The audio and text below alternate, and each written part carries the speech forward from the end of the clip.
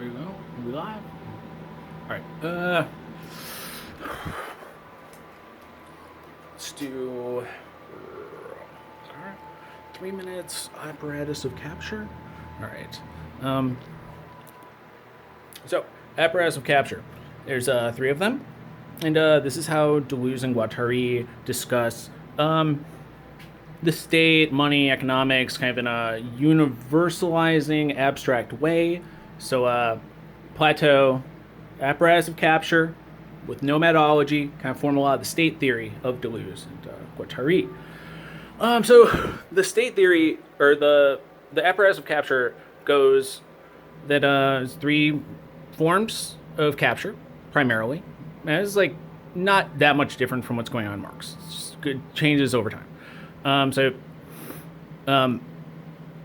Rent, profit, and tax. These are points in a circuit where you can essentially bogart or establish a racket. Impose yourself in a process, acting as though you add something, you add nothing. You're just a racket. You're there. Your process is to extract from something else as wanted, productive, some flow that you can establish commensurability with.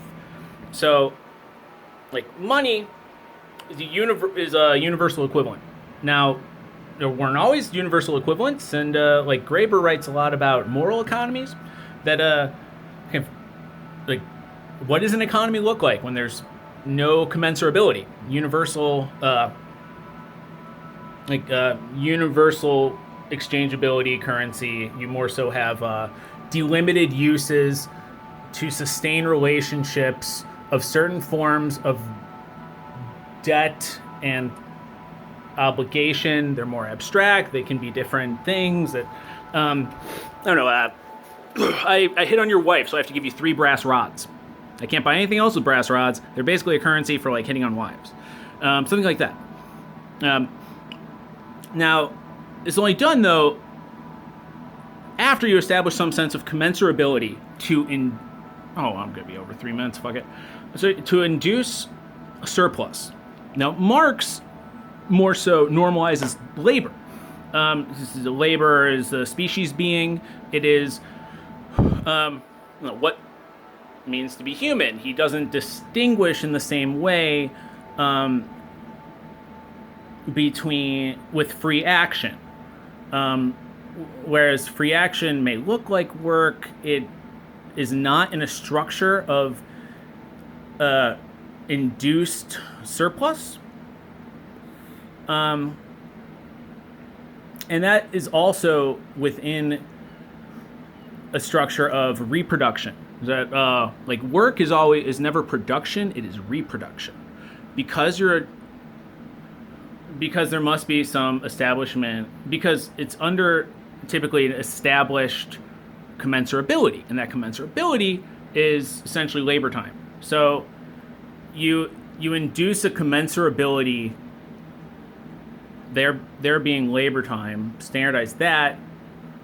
In a certain sense, you can also establish commensurability in payments, so that allows you to tax. Passing along, like, more abstract or personally valued things doesn't work the same way, and it also goes into the system of chartalism and why like Deleuze and Guattari get more so accused of chartalism. Marxists know, but to be consistently Marxist is to be wrong. I mean, like, as far as Marx is concerned, you can't have fiat currencies on a large level and a large scale for any real amount of time. It fucks up all of his theories. Because it stops the crisis. It stops the tendency for the rate of profit default to apply to anything. Like, if a treasury can just print money, it doesn't matter. But it's a different way of thinking about taxes. So it's like money doesn't exist to exchange products, really, or exchange goods. And even then, it's not as though one cannot barter or enter into a series of mutual gift giving. That is reciprocal. That's because the difference isn't really how do you exchange, it's how do you form exact commensurability so as to be able to induce maximum profit, to be able to extract profits, to be able to extract taxes more easily. So Marx kind of consecrates value, treats it as a real thing, a real essence. It's totally different in Graeber. Graeber is like any time you try to have precise values and prices on things, you're dealing with a social formation that should not be. If you're seeking absolute gain, maximal gain, it smooths over society way too much. Shit gets too fucked up. People treat each other as means towards ends. Blah blah blah. He thinks everything goes to shit. But when it comes to like the idea of the apparatus of capture, I think with money, it applies to the chartalism system so well. Or this idea that money has its value coming from the state saying so, and basically like forced by proxy. You don't pay the look what happened to John McAfee. Don't pay the IRS? Yeah, shit happens. Like, it's certainly backed up by violence. And there is like if you can't use gold, it has no value to you. Now this very concept of like use value, exchange value, it kind of complicates just like means and ends, and the very basic fact that value is in the eye of the beholder, and trying to set that as an absolute is absurd. Because it really, like, Marx does think a lot of prices come from trying to maximize profit, but he overdoes it. He overdoes the extent to which he thinks that prices are kind of determined by just profit calculations, or that stuff can be known.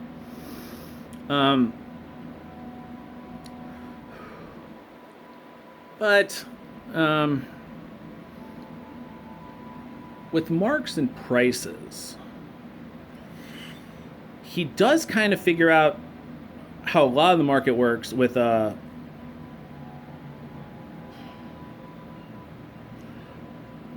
he's able to figure out that, and basically it's been proven now that like prices largely correlate to amount of abstract labor time, or yeah. So that can kind of be proved, but it's not.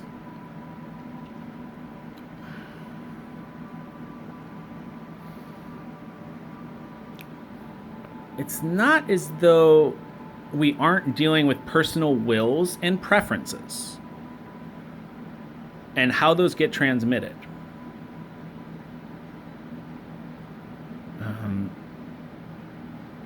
So there'd be like an argument about how does the dollar form value on the international market between like Marx scholars, Deleuze scholars, or whatever, how currencies form value on the international market. But if you think in terms of, there's a stage, as an apparatus of capture that induces a surplus.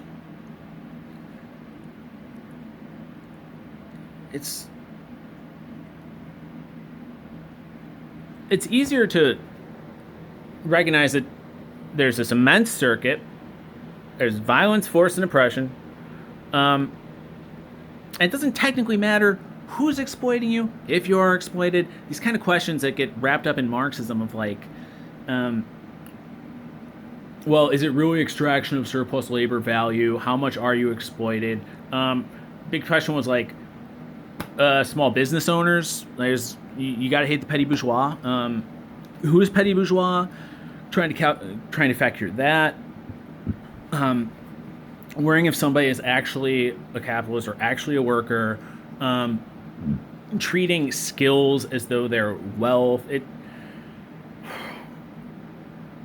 It can be in the system of rent. It can be in the system of profit. It can be in the system of taxes. When you're buying something, or when you're selling your labor, that when we material analysis fails at the where it does not tell you as much as phenomenological analysis. Who is misery? Who is miserable? Who toils? Who is allowed to freely act? And like there's a big focus on speed in D&G, but where does it apply? It applies to the fucking discussions on speed ups and slowdowns in production in automotive. Because this wasn't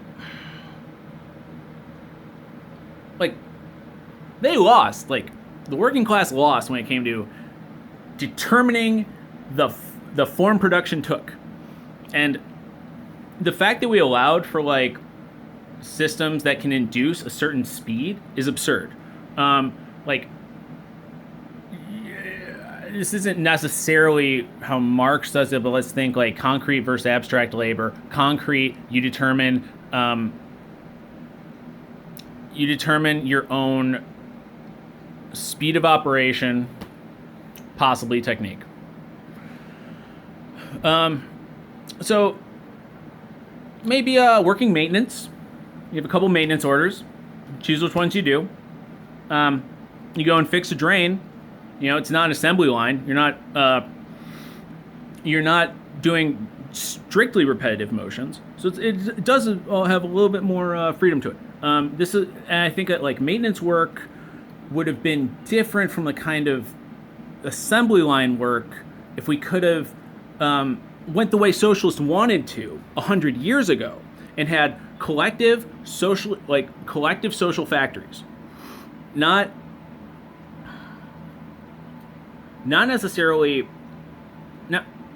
now where everyone is fixed into a plan, but free to use equipment much more so, and to not and by the time 40s, 50s, 60s roll around, you're trying to change the speed of a process that is already an established process. Now you got one vector that you can kind of resist on, but there should have never been production in this form in the first place. That even the Bolsheviks pushed largely against unions and against other socialists to kind of industrialize and modernize. And when people looked at communism as like the means to modernize and industrialize, that was never the good communism. Those are the ones who shot the Socialist Revolutionaries in the street. Fucking driving peasants off their land, collectivizing agriculture against the will of the masses, of the majority.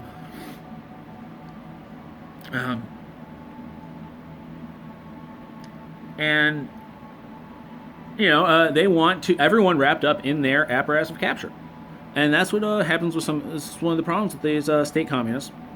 They form their own apparatus of capture. They induce surplus. It's alienation, but like I don't think alienation is the right way to talk about it. I don't think it's enlightening or adds to it. I think free action versus work is one good paradigm, and that we could have built we could have built heaven on earth, socialism, whatever, on the basis of free action. You never needed to say capitalism was progressive. Now this shit is progressive.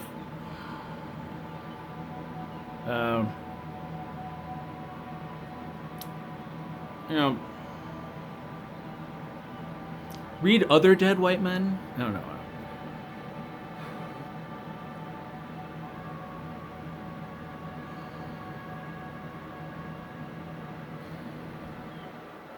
So, alright, I'll go beyond that. and going to.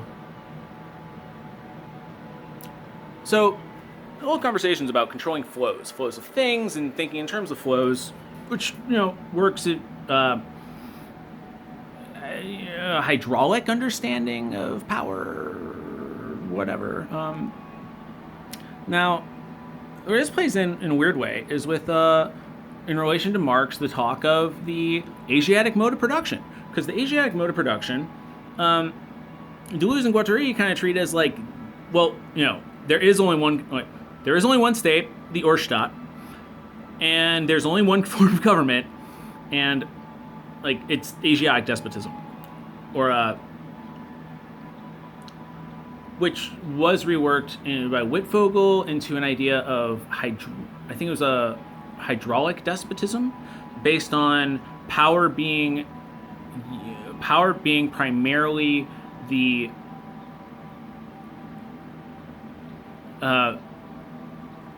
the power over flows of water and irrigation. That was the basis of who. Yeah, that's how you got people to listen to you, control their water. So that was the primary flow. And at our times, it becomes a monetary flow, principal flow, flow over the money supply. You control that, you got pretty much everything else, and the money supply finances the armies, and you might have independent war machines that can be a point of resistance or a different experience. It's not all hopeless in Deleuze and Guattari, but the war machine and the military are not the same. The soldier and the warrior are not the same. And when Lenin emphasizes the discipline of the worker, I am reminded of the fundamental indiscipline of the warrior. I worry how much, Lenin's disciplined subjects are like our, disciplined soldiers.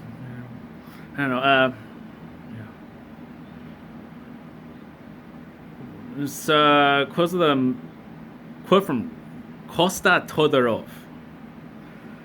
You Russians, all your heroes are the same. Lenin is your Ivan, and he has turned you into a land of Smirdakovs. Farewell.